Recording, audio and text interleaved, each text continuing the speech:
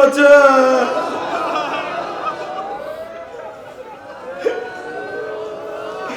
আল্লাহ ফিলিস্তিনের মাদেরকে বাঁচা, ফিলিস্তিনের বাচ্চাদেরকে বাঁচান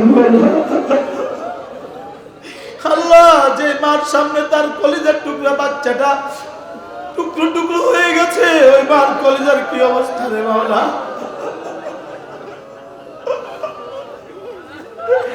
আল্লাহ গতকালকে 2 মাসের শিশু নিহত হয়ে গেল, 2 মাসের শিশু।